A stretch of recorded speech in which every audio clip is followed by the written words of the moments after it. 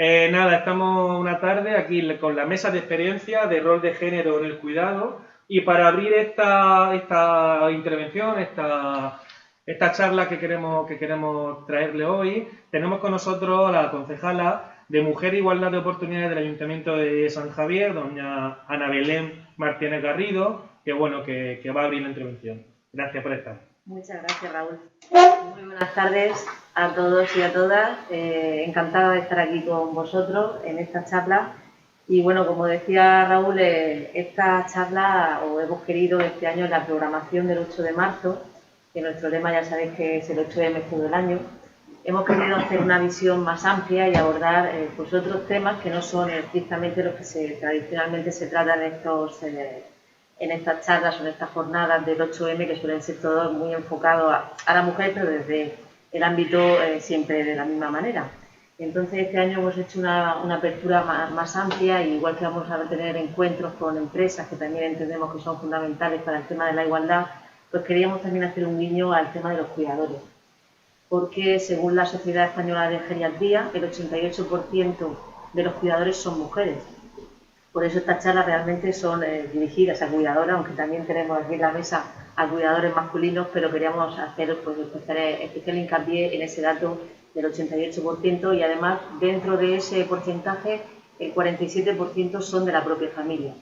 Y creíamos que era muy importante pues, saber y conocer pues, cuáles son los problemas reales que tienen las cuidadoras y los cuidadores de estas personas que tienen pues, algún problema mental, alguna deficiencia o en definitiva son dependientes. En primer lugar, pues también me gustaría agradecer a las personas que nos acompañan, porque desde luego son muy valientes al venir aquí esta tarde y contarnos su experiencia. Y entiendo que este formato es casi de los mejores que hay para poner de manifiesto un problema y tratarlo. Porque no es lo mismo una charla donde venga un especialista que te cuente una cosa a que vengan familiares y cuidadores y te cuenten en primera mano y de primera persona pues eso, pues cómo lo llevan el día a día, cuáles son los problemas a los que se enfrentan, cómo tienen que combinar su labor de cuidador con su trabajo, si es que además pueden, porque no les quedará mucho tiempo para trabajar fuera, y en definitiva pues bueno, contarnos la experiencia y los problemas que pueden tener, por si eso puede servir a otros que están en esta misma situación y les puede ayudar. Así que muchas gracias, Raúl, y espero haber servido en esta palabra. Obviamente, sí, muchísimas gracias, claro.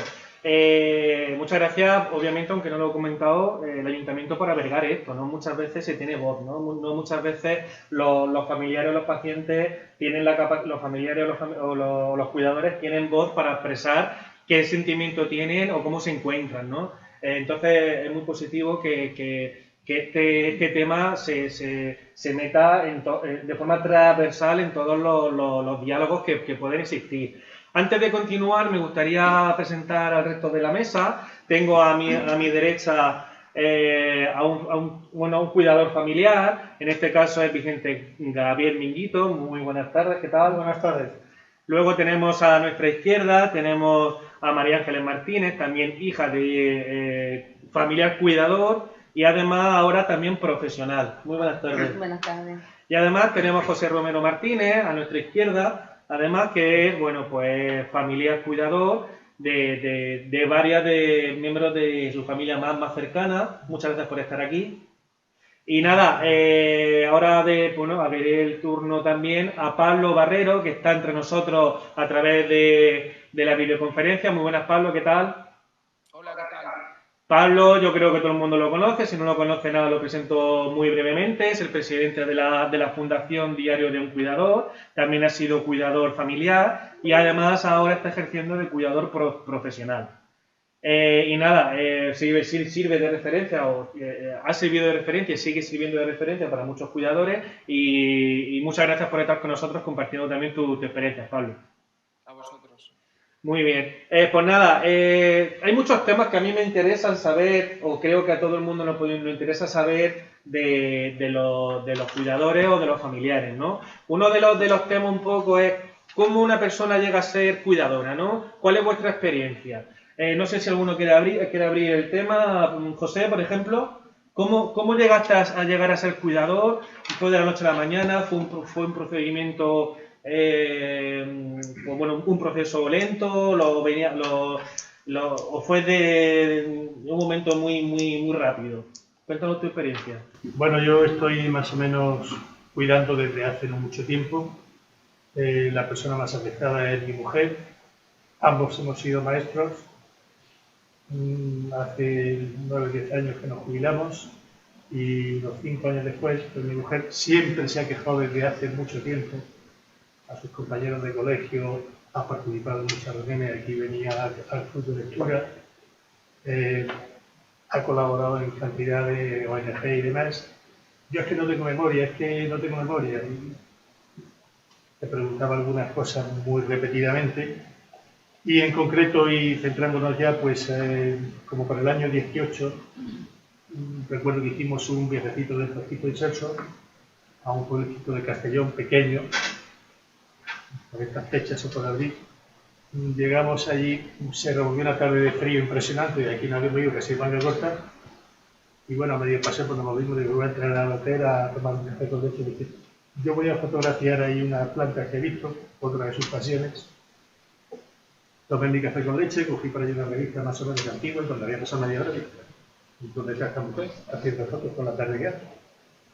Pues salía de la puerta, en ese momento volvía, ¿qué pasa? Dice, porque me he perdido. Aquella ya fue una pista para mí definitiva. Tendremos que ir a un médico, que te vea un neurólogo o algo. No, pues si eso es que he perdido memoria, ya está. Bueno, yo también pierdo memoria y creo que perdemos todos por la edad. Bueno, le pedí cita sin decírselo prácticamente y en diciembre, justo la víspera, por la tarde, le digo, mañana tenemos cita con un médico de Murcia para que te vea, a ver si lo de la memoria lo vamos cuidando, que mejore un poco. Bueno, llegamos allí, le he hecho un análisis, estas cosas y demás. Y en principio, pues cuando íbamos a volver a ver el resultado de las pruebas y demás, justo ahí a la entrada de Sajadero, donde está, no sé, la persona esa que tira, no sé si es un pescador, un agricultor o qué es. El tío de los tirantes, le dice la gente por aquí. Bueno, pues ella venía justo ahí a la ropería, que colaboraba con esta gente de Cáritas, y me llaman, oye, que tu mujer ha tenido un accidente y tal, ¿pero qué ha pasado? No, está bien. Cuando te dicen eso te preocupas menos, ¿no? Porque, bueno, vinimos, bajamos desde esa redonda que supongo que conocéis, y donde se bifurca la carretera para entrar el otro día o para subir al puente de San Javier, pues no cogió ni la una ni la otra. Que por en medio se llevó todos los discos, el coche se partió de alto en bajo, se quedó en la cuneta. ¿Qué te ha pasado? A mí se me ha quedado todo negro y yo me despertaba apretando el freno. Toda una serie de pruebas, porque aquello tampoco guardabas una relación directa con esta historia que estabas contando. Si me paso de tiempo, me lo contáis. No, tranquilo. Bueno, el neurólogo en aquel momento la dio, pues le mandó toda una serie de pruebas. En el hospital de Almeida donde acudimos se equivoca y en vez de un electroencefalograma le hacen un electrocardiograma. Cuando volvemos al neurólogo, yo le mandé un electrocardiograma. Esto es un electrocardiograma. Digo, ¿y por qué lo mira usted tanto? Dice, ¿usted que no sabe que su mujer tiene una arritmia severa? Pues ni lo sabe ya, ni lo sé yo, ni lo sabe nadie. Cosas de la vida, ¿no? O sea, que por un error de diagnóstico detectaron una lesión que no tenía. ¿Y cómo afrontaste tú ese proceso? ¿Tenías gente cerca? ¿Tuviste con mucha soledad? ¿Piensas que nadie te guió, te habló cuando te decían esos diagnósticos? Hombre, en cuanto a la prueba, yo cuento con el apoyo de parte de mi familia, especialmente tenemos 4 hijos y precisamente la mayor es una hija, por eso el tiempo ella vivía en Murcia, pero soltera, vive sola, y volvió a vivir a casa, no por esto, sino por casualidad, porque su trabajo estaba más centrado por aquí, ya se dedica a intercambio de idiomas con extranjeros y demás. Y bueno, pues sí, comprensión y ánimo, pero no sabíamos exactamente, bueno, con lo de la pérdida de memoria siempre ha dicho, y ella alguna vez decía, es que este puñetero Alzheimer, que me... La propia usuaria, ¿no? Tu propia mujer. Sí, mi propia mujer lo comentaba eso. Bueno, ha sido un descubrimiento un poco abrupto, ¿no? Ya, y difícil. Bueno, definitivamente llega la pandemia, se corta todas las visitas médicas, pues no, esto ni lo otro, hasta allá. Ya en julio, nos metemos del año 20, pues le voy a ella, vamos, la medicina la tiene Sisa, a su funcionaria, y no había forma de volver al neurólogo ni... ¿Porque no quería ella? O sea, No, no. por la pandemia. Todas las citas que estaban previstas, Entonces, el día que nos dijo el neurólogo tiene la arritmia, salí, pedí cita y me la dan para últimos de marzo. Me llaman la semana antes, pues no, cita, todo esto tanto para que pasó mucho tiempo de la pandemia hasta el siguiente seguimiento médico, ¿no? De hecho, fuimos entonces a Cartagena porque le pregunté y digo, pero bueno, ¿y dónde vemos a un cardiólogo? Vamos a Cartagena, véngase un poquito antes que le vamos a hacer un electrocardiograma, se lo repite, la ve, pues efectivamente tiene, pero aparte tiene un fallo en la válvula un poquito, no es nada severo. Su hueso dijo, yo creo que va a necesitar un marcapasos pronto. No obstante, le mandaron al sitio de un hospital, lo de esas 24 horas, y en ese hospital hay minutos, que las pulsaciones son 25, 26, otras más, lo mismo durmiendo, que despierta, que más. Y bueno, luego se ratifica en que debe hacer eso. Curiosamente, y esto donde, pues normalmente te lo hagan en su hospital de referencia, que es la de Murcia, pues acudimos, primero voy a Sisa porque no hay forma de lograr que te atendiese, hasta que un día digo, no me voy a mover de aquí hasta que me den una solución. La propia persona de Sisa llamó a La Vega, y bueno, le llamarán desde allí si no dejan su teléfono. Curiosamente, ese mismo día volviendo de Murcia, cojo a mis nietas, final de julio. Bueno, sí, en concreto el día de mi cumpleaños, el día 31 de julio. Mire usted que la próxima cita o la cita que hay es el viernes, espera Marcos, el viernes a las 6:15 le viene bien, y yo sí, perfectamente. ¿Qué especialista le es? Es un especialista en cardiovascular. ¿Qué especialista lo va a ver? Pues el doctor Rey, ¿cómo ha dicho usted? Pues el doctor Rey. ¿Que lo conoce? Digo, sí. Y hace 6 años que me operó de una rotura del aneurisma de la aorta. Durante todo este proceso, conocidos, amigos tuyos, no te sugerían hacer un tratamiento concreto con tu mujer, es decir, a lo mejor hipotecernizarla, algún tipo de apoyo externo de este tipo o no? No. Cuando le contabas esto a los conocidos, a los familiares... Bueno, yo digo que han sido fechas, yo afortunadamente vivo en el campo y la pandemia me la pasé paseando por el campo y simplemente se estar encerrado, pero los contactos son... O sea, que el tenemos... campo de por sí son muy leves los contactos, que en este tiempo es más difícil. Tenemos un inicio abrupto, un inicio Solo complicado. una persona me dijo que tal, ¿por qué no la llevas al hospital de Navarra, famoso por otras muchas cosas? Tiene una no sé qué en Madrid, ya ves, de momento hemos ido por eso. Muy bien. Bueno, Vicente, que continuamos contigo un poco como el proceso, el inicio, como más la evolución del diagnóstico quizás de tu familiar, más la sensación tuya como cuidador, ¿no? Un poco, sí. ¿Cómo lo afrontaste tú como cuidador? Mira, yo fue todo lo contrario a lo que tengo mañana, porque mi mujer tiene una enfermedad que me han diagnosticado, una enfermedad corticobasal degenerativa. Entonces ha empezado poco a poco, ella incluso de memoria hoy día está bastante afectada ya, la tiene mejor que yo, ¿sabes lo que digo? Va muy bien en el memoria. Pero sin embargo, la enfermedad corticobasal, aparte que el cerebro la va eliminando su movilidad poco a poco en la mano, el pie, el habla, todas esas cosas, ¿no? Y ello hoy día está bastante muy avanzado.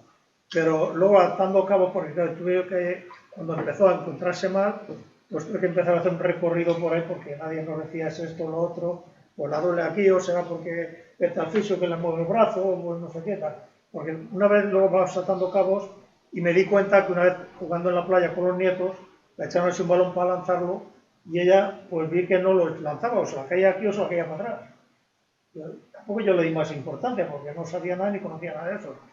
Y otra vez por aquella época, hace 4 o 5 años, viendo al médico, un día al banco, digo, tienes que firmar, que va a firmar, y como que no sabía firmar, y la firma, pues cada uno tenemos nuestra firma, la hacemos con los ojos cerrados, ¿no? Quiero decir, y yo digo, ¿será que ahora como nos hemos jubilado no escribimos, se nos ha olvidado escribir? Lo que menos piensas que es una enfermedad que la está empezando a atacar, ¿no? Y ahí hemos empezado poco a poco, además nosotros estamos, como bien te comenté un día, muy metidos en todas las actividades sociales de la tercera edad y eso, ¿sabes? Estamos muy metidos. Pues ella ha ido perdiendo y llega un momento ahora mismo que está muy mal, ¿sabes? Como hoy día ya solo no se tiene ni nada.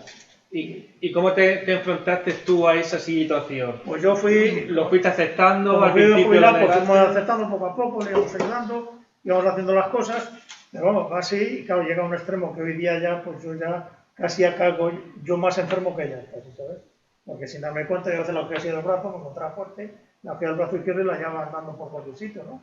Y ella, pues con su trin, iba andando, claro, con el brazo destrozado, con los riñones destrozados, con lo otro, ¿sabes? Y claro, ya me di cuenta pues que así no podía seguir, ¿no? Y entonces fue cuando conseguimos entrar también, llevarla al centro de día, porque al llegar al centro de día pues ya son las horas que tengo libre para hacer algunas actividades personales o relajarme simplemente, ¿no? Sí. Otra forma de iniciar la enfermedad menos abrupta que la de José. Efectivamente, yo lo he ido cogiendo poquito a poco. O sea, sin querer me he metido ahí en la enfermedad. Yo tenía también, te digo, la experiencia de que mi junta madre tuvo 16 años con Alzheimer también, ¿sabes? Y aunque éramos 5 hermanos y teníamos una persona cuidándola y tal, pero los hermanos siempre cada día por la tarde íbamos un hermano. Y entonces la estamos pendiente ya. Entonces ya ha habido muchas cosas que hago que ya tenía experiencia y rodaje de cuando falleció mi madre. También, quiero decir. Siempre quieres que no, eso siempre ayuda. Me ha ayudado muchísimo, muchísimo. María, y con respecto a, por ejemplo, ¿tú tuviste elección a la hora de elegir ser cuidador principal de tu familiar o no? ¿O fue algo que lo tengo que hacer yo, lo tengo que hacer yo? A ver, yo era la que estaba más cerca. Ajá. En mi caso somos 4 hermanos, yo era la que estaba más cerca de mi madre. Entonces la enfermedad de mi madre empezó poquito a poco. Ella, el máximo tiempo que se pudo, estuvo en su casa. De hecho, ella iba a FAL con vosotros y ella iba solita desde su casa. Cuando ya nos dimos cuenta que se le olvidaba comer, entonces fue cuando se vino conmigo. Se trasladó de su casa a la tuya, ¿no? Exactamente. Vale. Entonces, no fue ni elegido ni fue adjudicado. Fue como salió. O sea, yo estaba más cerca, yo era la que llevaba un seguimiento, la que la acompañaba a los médicos, la que estaba más cerca. Si hubiese sido otro, pues a lo mejor no me hubiera tocado a mí. En ese momento yo, la que estaba más cerca de los 4. Intentamos llevarlo entre los 4, pero claro, 4 personas que encima de todo no viven en un mismo sitio, con 4 familias, es bastante difícil de coordinar. Entonces, pues a mí sí que mis hermanos los fines de semana me echaban una mano, y o se la llevaban a comer, o se la llevaban a pasar el fin de semana en su casa, y a mí me quedaba ese respiro. Lo que pasa es que la enfermedad de mi madre fue avanzando, así, ¿cómo decirlo? Yo tengo mi familia, yo tengo 2 hijos, yo tengo un hijo con síndrome de Asperger, entonces ahí se junta otra dificultad. Y entonces ya aquello no era llevadero, aquello ya se estaba volviendo... Insostenible. Sí, totalmente insostenible. Entonces, pues, yo le pedí a uno de mis hermanos que se hiciera cargo de ella un poquito de tiempo. ¿Y fue aceptado? ¿La ayuda llegó? Sí. ¿O tuvo resistencia a la hora de...? No, la ayuda llegó en cuanto que se pidió. En cuanto que se pidió. Bueno, eso siempre viene bien, obviamente. Pablo, ¿qué tal? Muy bien. Historias reales, historias de andar por casa y las historias que nosotros estamos acostumbrados a escuchar prácticamente desde todo nuestro tiempo que nos dedicamos a esto, ¿verdad? Mucho, sí. Pablo, cuando fuiste tu cuidador principal, ¿fue elección tuya? ¿Fue algo impuesto? ¿Fue algo hablado de la familia? ¿Cómo fue tu situación, Pablo? Pues yo diría que lo mío fue básicamente el darlo por hecho. No conocerán mi historia, pero yo soy el pequeño de 8, con 6 hermanas, además. Entonces, pues en mi caso fue algo escogido, pero fue algo que ya daba por hecho que yo podía ser el único que podía gestionar a mi madre, vamos a decirlo de esa manera. ¿Y cómo fue el que tuviese que tener esa carga, seguramente sin tú quererlo, ¿no? Porque te llegó, por moralidad no dices que no, pero claro, te ves con una carga física, emocional de 24 horas que no ha sido elegido. ahora a ver, no sabría decirte ahora, yo creo que fue bastante elegido, la verdad, pero pues mi madre era una persona que era pues ciclotímica, bipolar, toda su vida, maníaco-depresiva, y de los 8, pues el que más relación tenía con mi madre y más sabía pues llevar esa parte de, pues, de enfermedades mentales que acarreaba, pues era yo. Y entonces en el momento en el que pues fallece mi padre, pues lo he dicho muchas veces, de un cáncer que nos había ocultado hasta 2 semanas antes, que me lo dice a mí, y me lo dice pues obviamente porque le está dejando un poco las cosas atadas, él se está dando cuenta de hacia dónde va su enfermedad y tiene que confiar en alguien y confía en mí para que sea yo de alguna manera pues quien gestione todo después, ¿no? Y no me resultó, tú que me conoces, no me ha resultado nunca una carga. Incluso sigo ahora mirando hacia atrás y considero que es lo mejor que he hecho en mi vida. Si me muriera mañana, para mí lo mejor que he hecho en mi vida como ser humano ha sido cuidar de mi madre. Es un proceso muy duro, que es un lenguaje que solo nosotros entendemos, ya lo sabemos, ¿no? Cuando hablamos pues de cuidar de un ser querido, una esposa, una madre. Es un proceso durísimo que no estamos preparados para ello. Tenemos que ir aprendiendo sobre la marcha como podamos y yo te diría que para mí fue una experiencia completamente enriquecedora. He vivido, yo creo que pocas lecciones de vida tan importantes. Yo creo que es la mayor lección de vida que he tenido, ¿no? Hasta este momento. Muy bien. ¿Qué tal? Bien, ¿no? O sea, ¿estáis muy asimilados con un caso y otro? O sea, ¿estáis viendo cómo son muy parecidos Somos muy similares. Sí, en general, aunque cada uno tiene su historia en particular, ¿no? Me gustaría un poco avanzar con más aspectos, ¿no? Que pueda llevar el cuidado. No sé si alguno tiene alguna pregunta de momento. Bien, ¿os gusta alguna pregunta concreta, algún familiar, algún cuidador? No, de momento bien, pues nada. ¿Alguna pregunta por internet, Ramón? ¿Alguna cosa? De momento, cualquier cosita nos dices, ¿vale? Perfecto. Pues queremos seguir un poco sobre ese afrontamiento que os toca hacer, ¿no? Ese afrontamiento inicial que os toca hacer, si os pilla en una situación laboral, económica y social adecuada para el momento en el que llega el cuidado. ¿Me explico? No sé si en aquel momento de que tuvisteis que cuidar a vuestra madre o a vuestro cuidador, a vuestro familiar, tuvisteis que rechazar muchos proyectos de vida. No sé si estabais a lo mejor haciendo un ascenso laboral y no pudisteis porque no podéis preparar algún tipo de formación o no. Pablo, empezó contigo para hacerlo al revés. ¿Tuviste que sacrificar muchas cosas por ser el cuidador principal de tu madre? Se sacrifica mucho. Todos sacrificamos algo, ¿no? No, por decirlo de alguna manera, no me gusta llamarlo sacrificio porque es algo que realmente, al menos en mi caso, lo hice porque quería hacerlo. Nos encontramos con muchas realidades también de muchas personas que recae sobre ellos el peso del cuidado y realmente no quieren cuidar y es una carga para ellos adicional brutal. Pero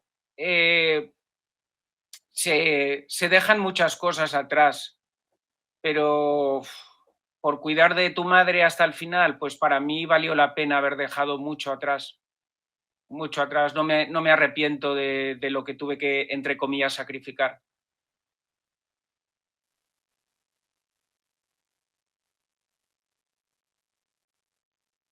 Jubilado, estamos los dos jubilados, y entonces pues ha sido que en vez de las actividades que tenía, que estaba metido en muchísimas actividades, como ya te comenté un día, pues todo eso ha habido que dejarlo. Claro, también la pandemia me ha ayudado también a dejarlo.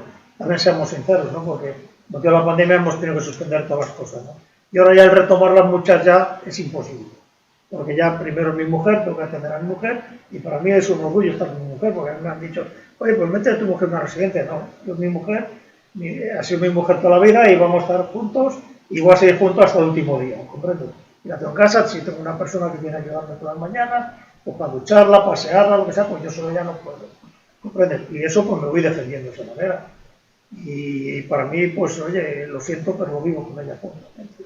O sea, no es ninguna carga, como bien ha dicho. No es un sacrificio, lo No es haces ningún con sacrificio, todo el cariño efectivamente, sí. y amor que te pueda llevar tu familiar. Efectivamente. Perfecto. María, ¿qué? Yo en mi caso sí me tuve que dejar un puesto de trabajo fijo, pero yo lo elegí así. A mí todo el mundo me decía que me equivocaba. No sé si me equivocaba o no me equivocaba, no me arrepiento. Mi vida después ha ido de una cosa a otra y acaba de cuidadora. En ese momento no me lo hubiera imaginado. Y yo creo que no me equivoqué. Yo sí que tenía que probar e intentar cuidar a mi madre hasta el momento que se pudiese. Y eso lo he hecho yo. Pero sí, a mí me costó un puesto de trabajo fijo y yo estaba a gusto en mi puesto de trabajo. Sí, pero la causa era más importante que tu propio puesto de trabajo como tal. Por supuesto, no me arrepiento. Yo a día de hoy he hecho mucho de menos pasar un rato hablándolo con mi madre y en esos momentos sí que pude hacer muchísimo eso. Y además, al dejarte el trabajo, tu poder adquisitivo obviamente tuvo que disminuir. Claro, tuvo que haber una restricción económica a la vivienda que, claro, que no significa que te necesites menos, porque a medida que la evolución de la enfermedad de tu familiar crece, más necesidad económica se necesita para llevarlo a cabo. Claro, mi madre en mi casa era una persona más. Pues fijaros, el amor lo que hace, ¿verdad? Un poco, un poco el del... José, ¿qué tal? ¿Cómo estuviste? ¿En qué época te tocó? ¿Te pilló con muchos proyectos que tuviste que desviar, que tuviste que cambiar? Afortunadamente nosotros no tenemos problemas económicos, no tenemos problemas laborales, no tenemos problemas familiares. Simplemente a mí esto lo que en un principio me produce más son momentos de tristeza porque, bueno, pues ha llegado a una buena posición en todos los aspectos a jubilarte, relativamente joven, y pues puedes disfrutar de aquello que no disfrutaste cuando tuviste que criar 4 hijos y cuando tenías que tener 2 trabajos para sacarlos adelante y todo eso. Y bueno, esto se rompe. Es verdad que por otra parte, pues estoy redescubriendo algunas cosas para las que nunca había pensado que fuese a ser capaz. Por ejemplo, pues mira, meterme en la cocina y hacerme una fotografía. La comida me la ponían puesta si era en el comedor del colegio, o si era en mi casa, o si era en casa de mi hermana, o en casa de mi madre. Y ahora me meto y bueno, pues si no sale mejor, algunos dicen, oye, te estás haciendo un experto en...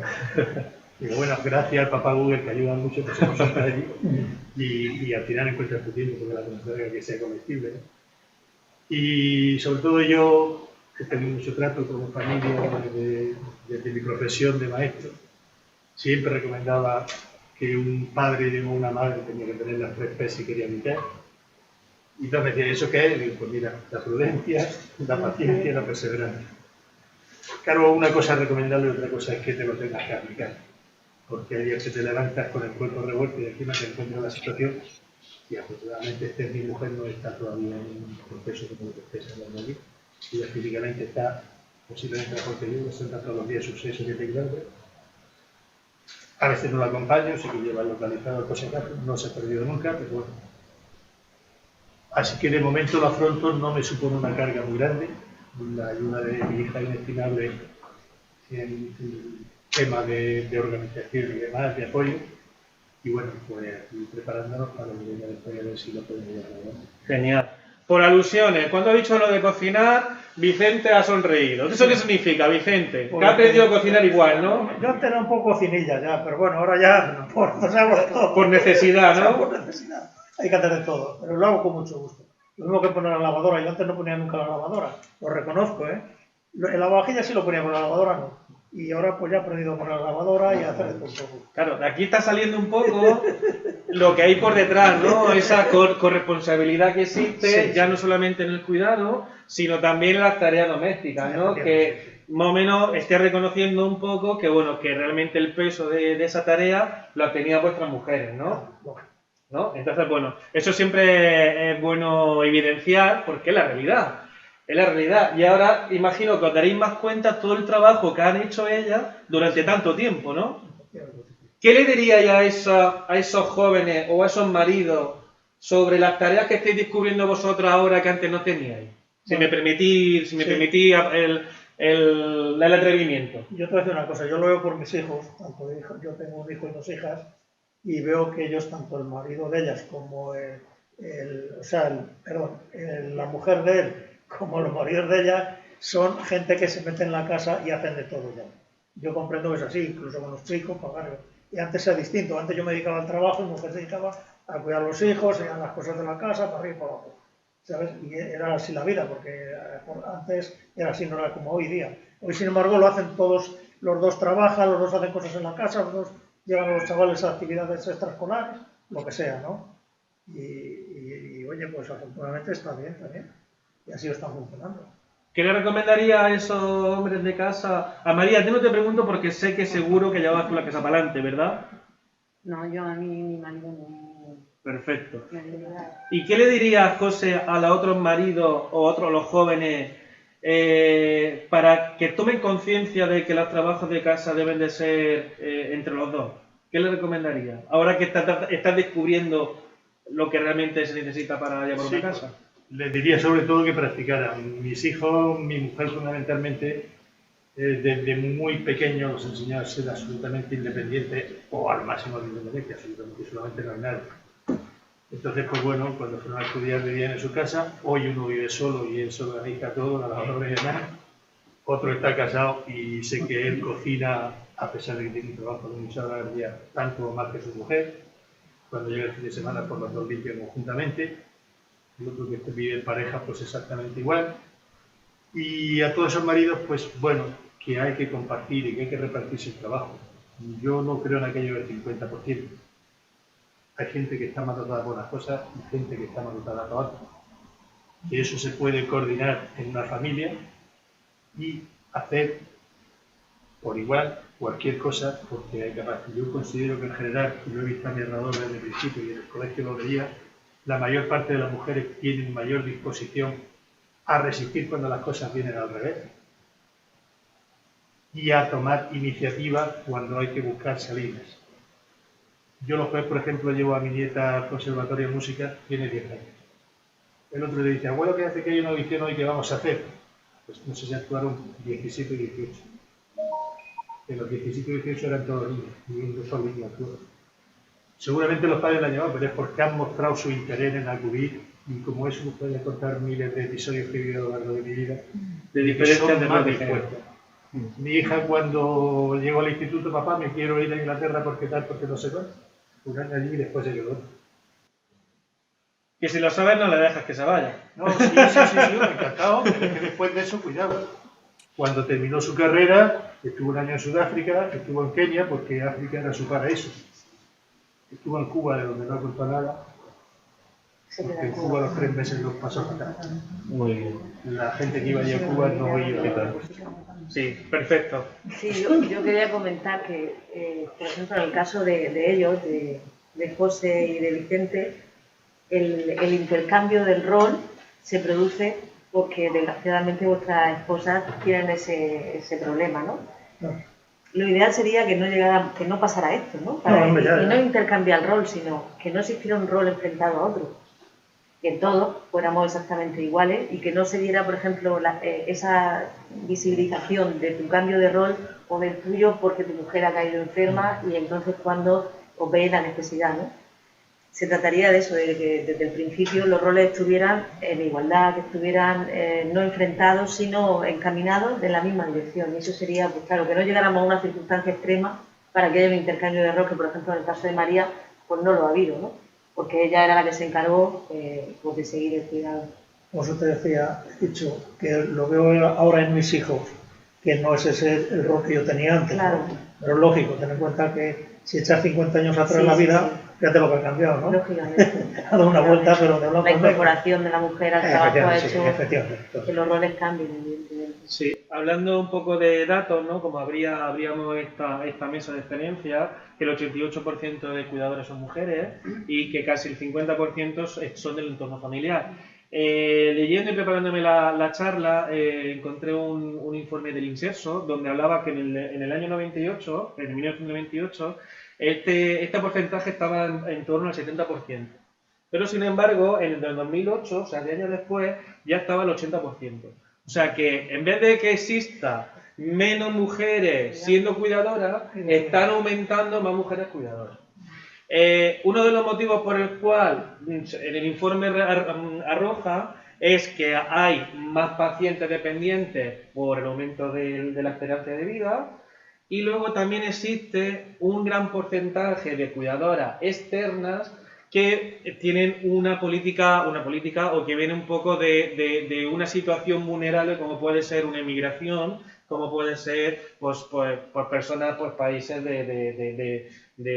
pues eso, Colombia, México, pues, personas que vienen con esa situación, que una de las pocas posibilidades laborales que se puedan encontrar es el cuidado externo, ¿no? Entonces esto es lo que viene a arrojar este informe, y creo que puede ser muy evidenciado para poder analizar, ¿no? Cómo es posible que todavía exista estas diferencias de cuidado y por los motivos externos se fomente en vez de limitarse, ¿no? Que sería lo ideal. Sí, que hubiera ido la curva a bajar para abajo. Efectivamente, pero sí es cierto que cada vez hay más hombres, y te podemos dar aquí una muestra, que están haciendo cuidados, pero sí es cierto que aumenta también la población con necesidad. Muchas veces también en la propia familia, la que dice hay que buscarle a mi madre una mujer. ¿Y por qué no un hombre? Claro, no sé. Que eso es algo que hemos pasado todos, ¿no? Cuando hay que buscarle de externo a esa persona, se prefiere o se piensa que tiene que ser una mujer. No sé si por tema no porque se vea incapaz el hombre de hacerlo, sino porque a lo mejor esa persona tiene que entrar en la intimidad de la madre o del padre y parece que ella va a ser como más sensible a esa intimidad, no lo sé. Pero realmente muchas veces la propia familia es la que impide que el hombre entre en ese rol de cuidador, porque se le busca a la mujer o al padre siempre una mujer que lo cuide. Sí, es una frase que hemos oído todos. Continuamente. De hecho, desde la entidad tenemos una agencia de colocación para esto, y muchas veces es que quiero un hombre, digo, es que legalmente yo no puedo discriminar por sexo a la hora de crear una oferta pública. Pública, me refiero a abierta, ¿no? Que no significa de administración pública. Entonces, como, bueno, pues aunque me dé los candidatos, yo no lo voy a llamar. Pues, bueno, caballero, familia, haz lo que tú veas, pero yo no te puedo restringir. Se busca chica o se busca chico, se busca persona. ¿No? Claro, se busca persona que haga estos roles. Es difícil de entender y es difícil de cambiar, pero bueno, aquí estamos intentando hacer conciencia para que eso no pase. Con la experiencia que tenemos ahora mismo todos los hombres y la formación que existe, yo creo que se puede nivelar, ¿no? Me gustaría preguntaros, chicos, a nivel emocional, ¿no? Porque muchas veces ya hemos visto que a nivel laboral, algunos, si ya ha pillado en una época ya de jubilados, quizás no afecta tanto. A nivel laboral sí hay gente que se ha tenido que dejar su trabajo, pero a nivel emocional, ¿qué fase habéis pasado a la hora del cuidado? Pablo, yo sé que eres menos reticente y me cuesta pasarle las palabras a los compañeros, no vaya a ser que después me digan, Raúl, ¿cómo me pregunta eso? ¿Cómo va a nivel emocional? ¿Qué fases puede pasar un cuidador? Muy brevemente, y no entres, que tú y yo hemos hablado muchas veces, no hace falta que profundices mucho. ¿Por qué fases pasamos? Pues realmente, y para ser concisos, pasamos por las mismas etapas de un duelo en vida, que cualquier persona lo hace cuando alguien que queremos fallece. Pero nosotros nos toca hacerlo en vida, ese proceso, y además es un duelo que no podemos acabar de cerrar, obviamente, hasta que fallece la persona, y ya conocemos todos lo que serían pues las 5 etapas bases del duelo, y eso no quiere decir que todos vayamos a pasar por las mismas fases y en el mismo orden.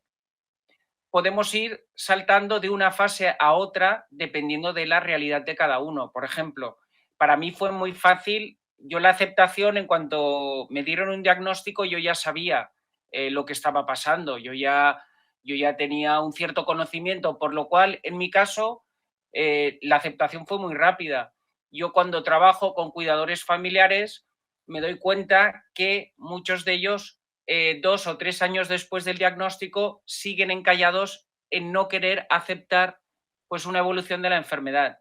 Del decir, es que me enfado con mi mujer, por decir algo, por ejemplo, me acuerdo de un cuidador que me lo decía, se enfadaba, se frustraba con su mujer porque su mujer no podía coger bien el tenedor.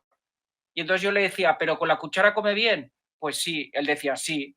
Digo, bueno, pues hazle la comida, córtasela más para que sea más autosuficiente. Entonces, si ya de entrada no somos capaces de al menos pasar esa fase lo más rápido posible de la aceptación, no vamos a poder ayudar y cuidar como debemos, personalmente, ¿eh?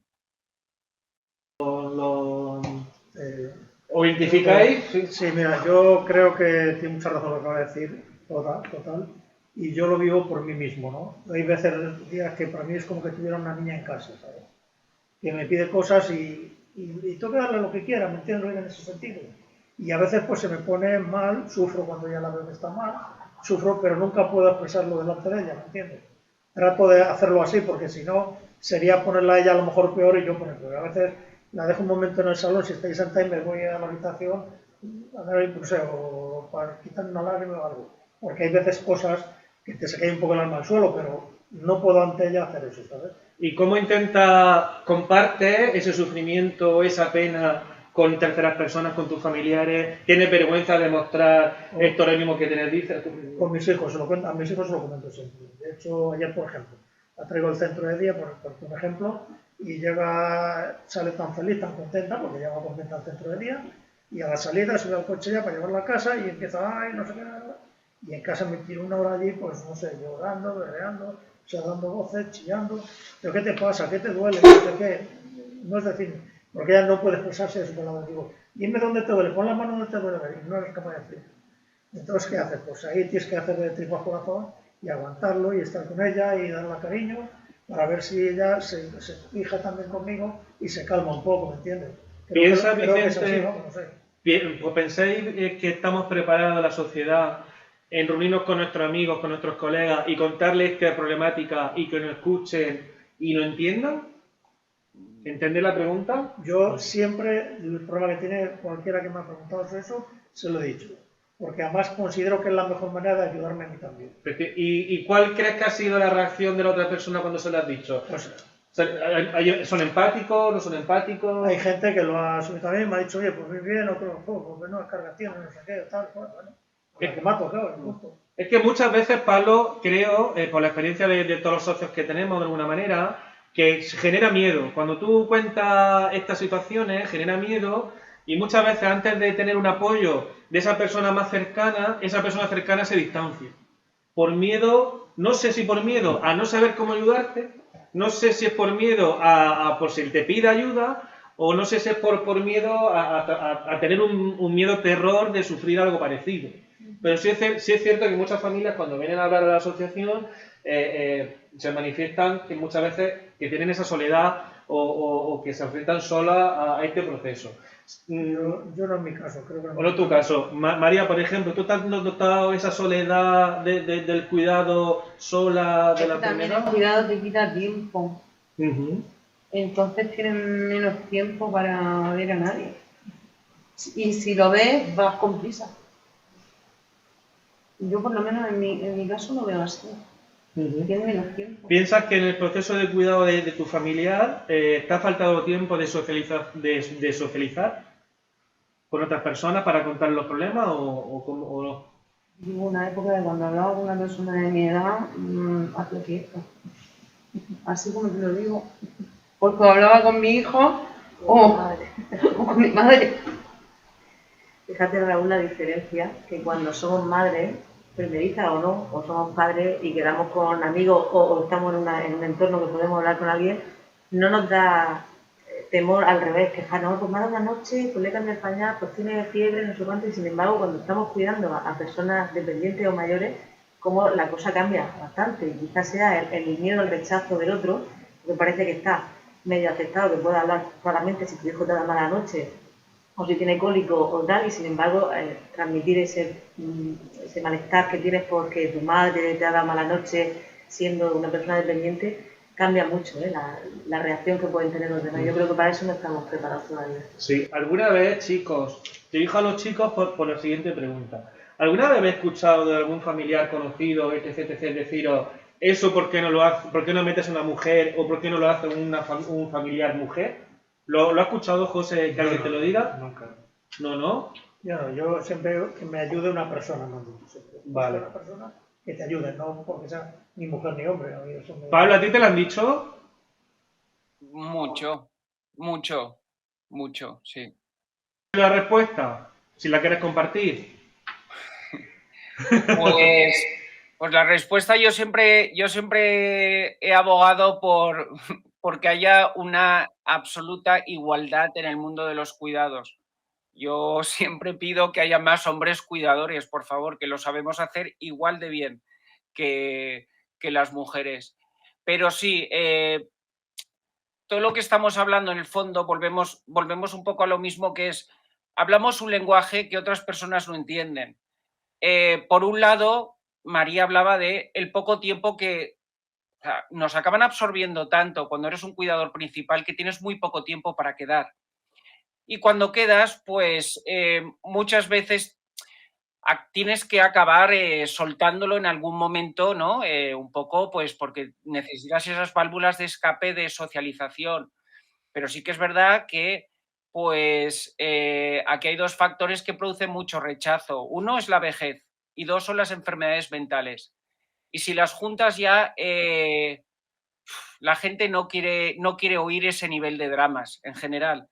Entonces, cuando pues llegas a una asociación o empiezas a tener contacto con otros cuidadores, de repente parece como que se ha encendido una luz y los que lo hemos ya pasado, miras atrás y dices, no, era un poco la falta de conocimiento y de información de cómo llegar pues a relacionarte con otras personas cuidadoras que hablen tu mismo lenguaje. Y en ese momento, entre nosotros, yo creo que, ¿no? Cuando se hacen incluso pues, los cafés del Alzheimer, las reuniones de pues, los talleres con cuidadores, todos acabamos saliendo yo acababa saliendo pues muy aliviado también. ¿Por qué? Porque estás hablando de algo que puedes hablar con toda naturalidad, sin tapujos, y puedes hablar desde, pues hoy he tenido que lidiar con un brote esquizofrénico, me ha despertado 16 veces en una noche, por decir,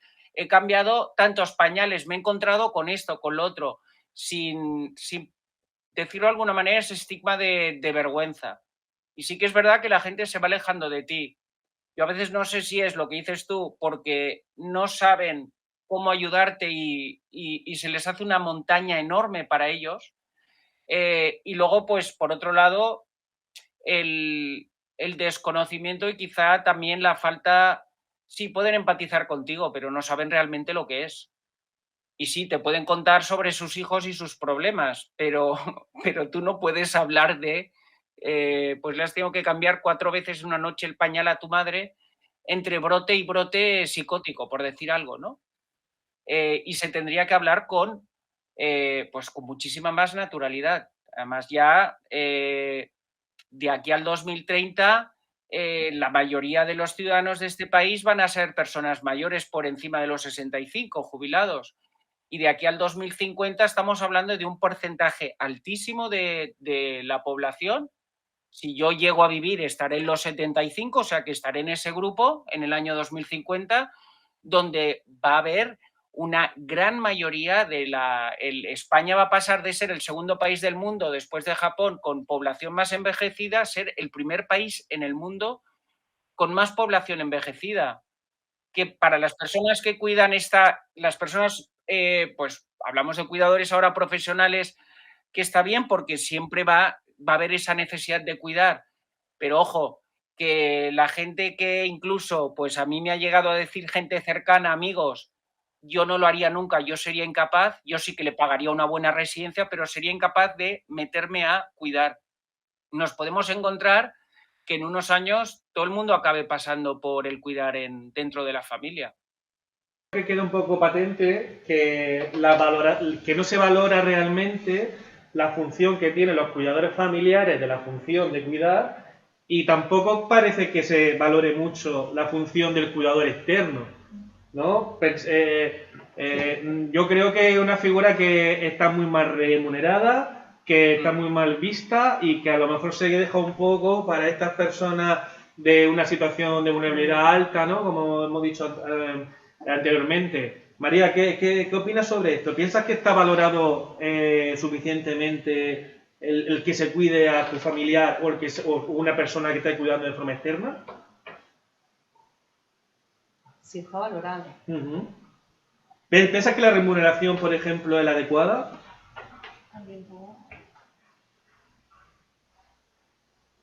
No sé qué decirte. Realmente, a ver, me lo preguntas como familiar. A dos cosas, como que le respondes. Es que te quiero dejar abierto por si no quieres decir algo que no quieras.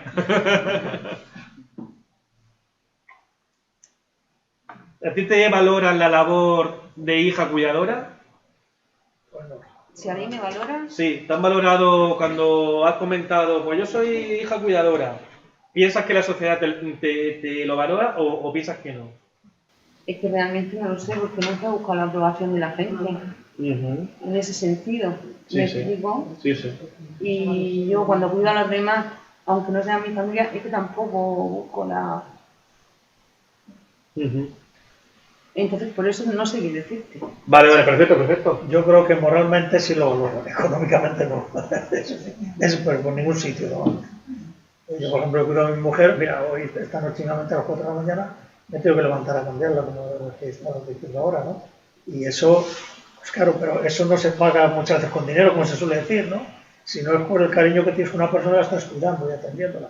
Entonces, moralmente sí te lo agradecen, pero económicamente nadie te agradece nada, porque eso va todo a costa de tu bolsillo y de tu costal, vamos, de José. tu esfuerzo.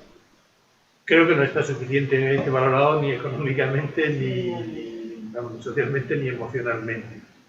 Porque si hasta donde yo llego, mi mujer todavía tiene un cierto grado de autonomía en muchos aspectos. Y yo esto me lo planteo día a día. No me hago cálculo ni cómo va a estar el año que viene, ni cómo va a estar este año. Porque la vida cambia en un momento como he dicho antes, con lo que me pasó a mí. Yo debería estar enterrado hace 15 años, si es algo que sigue aquí, ¿no? Entonces, mi planteamiento es día a día. Al ser bastante autónoma ella, pues bueno, ya veremos el futuro, pero creo que no está valorado de ninguna manera. Esto destruye más emocionalmente e incluso yo físicamente no lo puedo dejar porque físicamente no me supone un buen trabajo. A estas personas que están aquí sí, pero emocionalmente creo que desde el primer día es lo que te machaca y lo que te vuelve a la cabeza y lo que te tienes que buscar para ver cómo sacártelo, porque si no te va comiendo. Y a mí ya digo, lo que más me produce y la gente me produce, pues es tristeza, pero decir, pues, ¿cómo se sale de aquí? Porque tiene una relación que se rompe en todos los aspectos. ¿Qué recomendación le daría a todas estas familias que inician con el procedimiento para que afronten el cuidado de la mejor forma posible? A las familias que empiezan, Sí. pues no creo que todavía. Lo primero es que cuando te llegan estas cosas muchas veces no tienen ni una preparación en ningún aspecto. Hay que recurrir a quien sepa, hay que recurrir a quien lo esté viviendo y hay que recurrir a aquellos medios que nos pueden prestar salida y apoyo. ¿Eso quiere decir que lo vas a conseguir todo? No. Pero la ayuda es fundamental en la vida en cualquier aspecto. Y yo he conocido personas depresivas, he conocido personas con malas relaciones familiares, sobre todo el padre de hijos por mi profesión. Siempre decía, pide ayuda, si es que nos han convertido en padres sin tener título. ¿Dónde se exige el título de padre? Decía yo. Para ser, yo qué sé, barrendero te hacen una oposición ya a los ayuntamientos. Para ser arquitecto no digamos. Y para ser padre te piden algún certificado. Todo el mundo aquí es padre o madre. Y a veces te traen los colegios. Esto es distinto, pero tiene un punto de como pide ayuda. Sí, es como estaba comentando nuestro amigo Vicente, que le vino muy bien la experiencia previa Con mi madre. con su madre, efectivamente. Mi mujer y yo en un tiempo recurrimos al teléfono de la esperanza, porque la relación no iba para adelante, en la época en que los chicos son adolescentes. ¿Por qué? Porque te comen mucha salud emocional y las reacciones a veces no son las adecuadas. Pues gracias a que ellos seguramente seguimos juntos y tenemos una familia que estamos orgullosos. Enhorabuena. Que otra cosa no se puede decir, enhorabuena, ¿no? Me gustaría hacer una pregunta más, son las 6:10 ya casi, me gustaría hacer una pregunta más, donde creo que debemos hacer una reflexión para ver de qué manera consideráis que podrían necesitar ayuda vosotros como cuidadores. ¿Dónde creéis que tenéis vuestra necesidad, o la vais a tener, o la habéis tenido, para que nosotros, que aquí pues, presenta Administración Pública, yo como representante de una entidad sin ánimo de lucro, que intentamos ayudar a estos casos, qué tareas nos tenemos que poner nosotros para poder ayudaros aún más? Si vosotros dependiera, claro, porque muchas veces no depende, ¿no? Entonces, ¿qué considera Vicente? Yo ahora mismo no sé decirte qué es lo que sí. Yo sí considero que necesitamos mucho apoyo moral, por lo menos, ¿sabes? Mucho apoyo moral, porque a veces uno llega un día que estás bajo porque te caes, y claro, para poderte volver a levantar rápidamente, no puedes caer tú. Porque si te caes tú ya sacamos todo. Pero no sé cómo recurrir ni a ver, porque la verdad que yo hasta que he conseguido mi mujer que entra al centro de día o que la detectaran la enfermedad, he dado todas las patadas que ha habido por todos sitios. Tengo que recorrerme entidades de la seguridad social, privadas y de todo, para ver hasta que me dijeron, esta es la enfermedad que tiene tu mujer, ¿no? Y encima es una enfermedad degenerativa que no tiene cura, ¿no?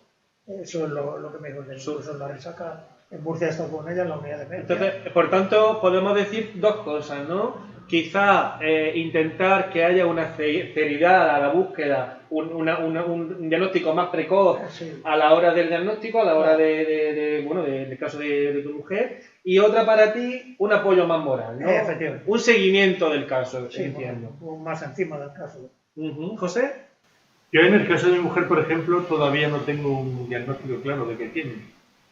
Deterioro cognitivo, demencia de tipo Alzheimer, demencia mixta. Entonces, Sí, es una de las cosas que he hecho mi cálculo que lo que tiene es lo que tiene. Ni más ni menos. ¿Qué recurrí? Pues yo en primer lugar estuve en Azamur, que para nosotros en Murcia me pillaba muy lejos. Cuando Afaldi que tenía aquí en Santiago de la Ribera, pues yo estuve aquí 10 minutos. Y en principio me parecía, solo llevo 2 meses, que podía ser muy pesado por todos los días, que baja a las 10 y que vuelve a la 1 y demás. Hasta ahora me sirve como entretenimiento. Porque me siento médico, un día me quedo por aquí, tomo un café, o veo a algún amigo de los que tenía en el banco del tiempo, o cualquier cosa de esta, y otro día me voy y preparo la comida porque luego viene escaso. Entonces, ¿qué crees que necesitaría para ¿Qué necesitaría? Pues algún tipo no sé, de reuniones de parecido a esto, de método de convivencia entre personas donde pudieras verbalizar tu sentimiento emocional. Eso lo organizo yo rápido. Eso lo organizo yo muy rápido. Porque yo ya digo, eso lo tenéis hecho. No, pero es verdad, pero puede llegar un día. Eso lo organizo yo muy rápido. Hoy las cosas, no me han ido peor que otros días, pero estoy para subir por las paredes. Oye, pues hoy parece ser que me ha acompañado la fortuna o Dios o lo que cada uno sea, y a pesar de todas las dificultades, pues mira, estoy y lo transmito a otros. Creo que ese método de comunicación entre iguales, porque todos estamos atendiendo algo parecido, te puede dar mucha vida y te puede dar mucha salida. Y no digo todos los días, pero periódicamente, yo qué sé, al mes o a los 2 meses, cuando se estima oportuno. Eso se hace. Eso me dejo la tarea para mí. Sí. María. A ver, pues a mí en su día, cuando yo era cuidado de la familia, pues a mí me faltaba un respiro. Me faltaba un respiro porque iba pues muy agobiada, porque no era solo mi madre, también era mi hijo, era mi trabajo, eran muchas cosas. Entonces sí que mi marido me echaba una mano y sí que mi hermano me echaba una mano, pero la mayoría de la carga la llevaba yo. Entonces pues sí, me faltaba tiempo donde poder hablar y desahogarme, o que alguien me iluminara de qué manera enfocar las cosas. Por ejemplo, mi madre tuvo una época que no había manera de meterme en la ducha. Entonces, llega el momento de la ducha, a mí se me ponían los pelos de punta, me ponía mala. Pero bueno, se cambió el temporal y mi madre se echaba. Estoy viendo un poco, Pablo, yo creo que más o menos, ¿no? Puede coincidir con la opinión de los compañeros, ¿no? El diagnóstico precoz, un seguimiento, un apoyo moral y tener tiempo, ¿no? Un poco de respiro social o respiro personal, ¿no? De alguna manera. Bueno, pues realmente no vamos muy mal, porque es lo que estamos intentando luchar, estamos intentando hacer. Sé que hemos tenido respiros familiares en fin de semana, hemos tenido atenciones de ese tipo, hemos tenido respiros en las épocas que hemos tenido subvenciones, porque claro, esa otra, pues pagas todo esto, todo lo que se necesita, que es un poco el problema que puede existir, ¿no? Entonces, claro, es un poquito complicado, pero bueno, se puede intentar. Para ir cerrando ya, porque ya son las 6:15, ya ha venido el conserje a decirme que ya son y 10. Creo que queda muy claro y muy patente que les podemos recomendar a todos los familiares, tanto profesionales como cuidadores, que se expresen, que hablen, que suelten sus emociones, que hablen de su experiencia, porque creo que así podrá descargarse emocionalmente, ventilar emocionalmente. Creo que puede ser muy interesante que el mensaje que salga de aquí un poco e intentar creer en la igualdad de género ante los cuidadores, es decir, que las familias no solo busquen ese perfil femenino solamente para cuidar, sino que también apoye en buenos profesionales chicos, porque también lo hay y también son muy buenos, como modo de resumen un poco, ¿no? Y como búsqueda de necesidades, pues eso, estamos hablando del apoyo de seguimiento, diagnóstico precoz, un apoyo emocional y un respiro, ¿no? Estamos hablando un poco de esto. No sé si queréis comentar algo para ir cerrando, José, un cierre de qué te ha parecido, de todo esto, qué recomendaciones daría. Bueno, yo que acabo de llegar, pues mira, ya de alguna forma he contactado con otras personas que están viviendo el mismo problema que yo, quizás más intensamente, pero pues todo aquello que se pueda organizar para convivir y a la vez liberarte, aunque sea un ratito de tiempo de la ocupación y de la preocupación, pues otra persona se ocupará de ese tiempo y a ti te sigue. Y sobre todo la descarga, un problema ahí retenido, te pesa el doble que cuando lo largas por aquí con la boca. Muy bien, María. Vale. Muy bien. Pues yo pues agradeceros el detalle que habéis tenido en montar estas charlas, que creo que para mí ha sido muy fructífera también, el de intercambiar impresiones de cuidadores y que no decaigan, la sigáis haciendo. Y daros las gracias tanto al presidente Pablo como a ti, como a la concejala de Asuntos Sociales que está por aquí. Y muy agradecido por todo, ¿eh? Muy bien. Creo que fue. Pablo, antes de que cierre la concejala, ¿no? Sí. Cuéntanos. Algo muy breve y tú que me conoces, llevo años intentando conseguir que se consiga eso. Y es cuando uno llega al despacho del neurólogo, del neuropsicólogo, en el momento en que recibes el diagnóstico, ya sabemos que todavía falta mucho para llegar a ese diagnóstico precoz. Lo que siempre he dicho, importante que los mismos médicos le den un papelito a la familia o a la persona que vaya a cuidar, y es tan sencillo como eso, estamos hablando de la pública, y que les deriven directamente a las asociaciones de familiares de Alzheimer, a vosotros. Porque vosotros sois los que podéis cogerlos desde el principio y acompañarles a lo largo del camino, comenzando desde el punto cero cuando uno no sabe absolutamente nada. Y tardas un tiempo en descubrir que existe todo eso, que existís las AFAS, que existen recursos para nosotros, maneras de conectar y ayudarnos. Importante, y no les costaría nada a los médicos, un papelito, AFA Levante o AFA lo que sea, con el diagnóstico. Y eso, pues, ya sería de mucha gran ayuda para muchísimas familias, de verdad. Y parece una tontería, pero sigue sin hacerse. Y es muy fácil. Una cosa es un sitio de pago, pero para una asociación de familiares, una ONG, tendrían que hacerlo, tendrían que derivaros a las familias. Gracias, Pablo. Bueno, y para ir cerrando, yo creo que menos, que ya aprovechando la presencia de nuestra concejala de mujer y de igualdad de oportunidades del ayuntamiento, pues el honor de que cierre esta charla, que para mí ha sido muy fructífera también, y agradecer a todos los presentes. Muchas gracias, Raúl, por dejarme ese honor. Bueno, yo solamente quería puntualizar y para terminar con esas frases que se nos piden, que en el cuidado no hay rol de género. Pero para eso no solamente hay que decirlo y hay que trabajar en talleres y en charlas como esta, sino que también hay que desbancar ciertos pensamientos y ciertas ideas que tenemos preconcebidas, como por ejemplo, mira, ha tenido una nena, qué bien, esa es la que le va a cuidar cuando sea mayor. Eso también es desigualdad, y aunque no sea muy evidente, y aunque sea una gracia que se hace cuando nace, pero es verdad que todos esos pensamientos son pequeños micromachismos invisibles que van generando un germen que no es conveniente. Por lo tanto, hay que trabajar no solamente en el momento en que se da el problema, sino en todas esas cosas que son invisibles, pero que también contribuyen a que los roles se establezcan cuando no debería ser así.